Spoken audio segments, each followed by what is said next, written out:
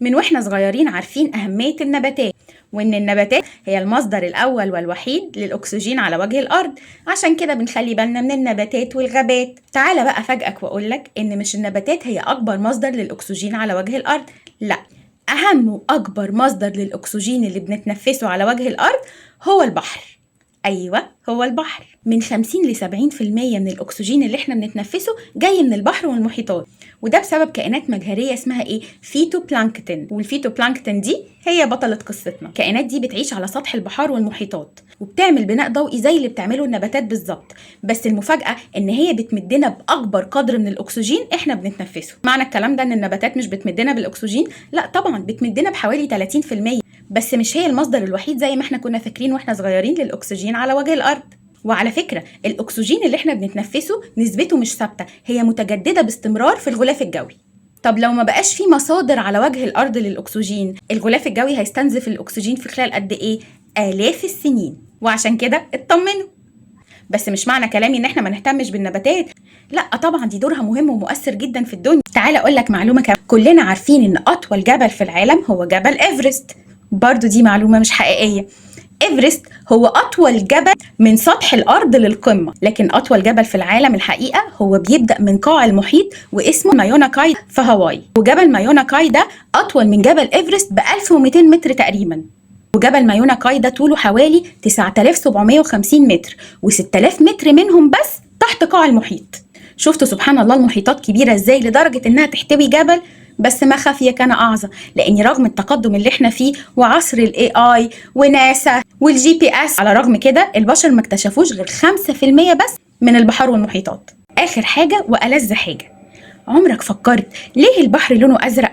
رغم ان انت لو خدت من البحر شوية مية وحطيتهم في كوباية لونها هيبقى أبيض، لأن زي ما احنا عارفين المية ملهاش لون. تعال احكي لك القصة، ركز معايا شوية في الحتة دي.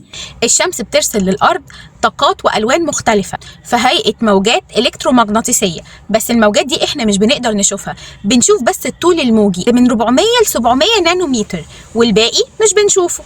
أبسطها لك أكتر، ضوء الشمس لما بيقع على أي شيء، الشيء ده بيمتص الألوان اللي جاية من الشمس. اللون بقى اللي الأوبجكت ده مش بيمتصه ده اللي إحنا بنشوفه. هديلك مثال تفهم معايا أكتر. ورقة الشجر لونها ايه؟ اخضر. ورقة الشجر دي لما بيقع عليها ضوء الشمس امتص كل الالوان الا اللون الاخضر، وده اللون اللي احنا بنشوفه.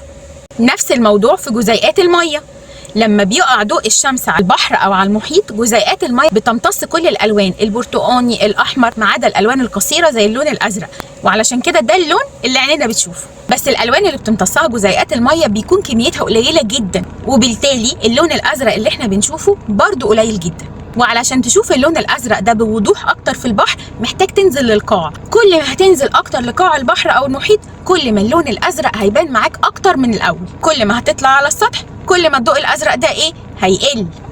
وزي ما قلت لكم في الاول، لو خدنا ميه من البحر او المحيط وحطيناها في كوبايه هيبقى لونها شفاف. قيس بقى نظريه جزيئات الميه والالوان على كوبايه الميه. كوبايه الميه عمقها كله قد ايه؟ من 10 ل 15 سنتيمتر. عشان كده لا يمكن تشوف اي لون اصلا. علشان تبدا تشوف اللون الازرق بوضوح وانت جوه البحر محتاج تنزل على الاقل متر.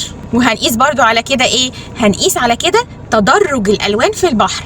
يعني مثلا وانت واقف على الشط بره اللون بيكون فاتح قوي، وده بسبب العمق الاقل، وكل ما تدخل جوه كل ما اللون هيغمق معاك. ومن العوامل برضو اللي بتأثر في لون البحر الشعاب المرجانية والرمال.